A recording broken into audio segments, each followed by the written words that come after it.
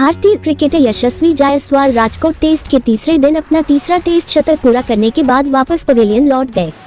हालांकि यशस्वी आउट होकर पवेलियन नहीं गए, बल्कि उनकी पीठ में कुछ समस्या आ गई, इसके कारण उन्हें रिटायर्ड हट होकर बाहर जाना पड़ा। इसके बाद अब सबसे बड़ा सवाल यह उठ रहा है कि क्या यशस्वी चौथे दिन बल्लेबाजी करने उतरेंगे।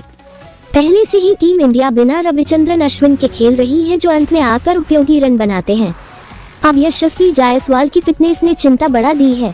दरअसल यशस्वी जायसवाल ने जब अपना तीसरा टेस्ट शतक पूरा किया तो उनका सेलिब्रेशन हमेशा की तरह ही जोश से भरा हुआ था। उन्होंने एक हाथ में हेलमेट और एक हाथ में बैट लेकर तेज भागते हुए जंप लगाए और हवा में मुक्का मारा।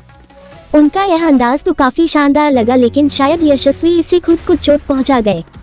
जब वो 133 गेंद पर 104 रन बनाकर खेल रहे थे, उसी वक्त उन्हें पीठ में दर्द होने लगा। इसके बाद फिजियो मैदान पर आए और उन्होंने यशस्वी की जांच की। इसके बाद वह अपने साथ ही यशस्वी को वापस ले गए। देखिए, अगर एमसीसी के लॉ 25.4.2 के अनुसार देखें तो यशस्वी बिल्कुल किसी भी विकेट के गिरने के बाद मैदान पर आ सकते हैं। इस कानून में कहा गया है कि यदि कोई बल्लेबाज किसी चोट या किन्हीं अन्य अप्रत्याशित कारण के लिए रिटायर्ड होता है तो उसे बाद में कभी भी आने की अनुमति होती है। लेकिन अगर बल्लेबाज नहीं आता है अंत तक तो उसे आउट नहीं, रिटायर्ड हट के साथ साथ नॉट आउट माना जाता है। वही रिटायर्ड आउट वो होता है जिसमें बल्लेबाज किसी भी दिक्कत के बिना अपनी मर्जी से पवेलियन चला जाता है। उस केस में बल्लेबाज को आउट माना जाता है और दोबारा आने की अनुमति नहीं होती है। आपको बता दें कि खेल के तीसरे दिन तीसरी पारी के 44वें ओवर के बाद जायसवाल को दिक्कत हुई थी। उन्होंने अपना शतक पूरा करने के बाद 11 गेंदें ही खेली थी, फिर वह रिटायर्ड हट होकर पवेलियन लौट गए थे।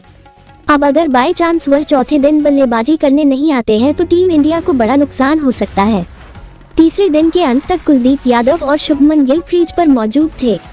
अभी इसके बाद सरफराज खान, रविंद्र जडेजा और ध्रुव जुरेल को आना है। देखना होगा कि चौथे दिन टीम इंडिया कितनी बढ़त बना पाती है। पहली पारी में भारत ने 445 रन बनाए थे तो इंग्लैंड की टीम 319 रन पर ऑल आउट हो गई थी। भारत को पहली पारी के आधार पर 126 रन की लीड मिली थी।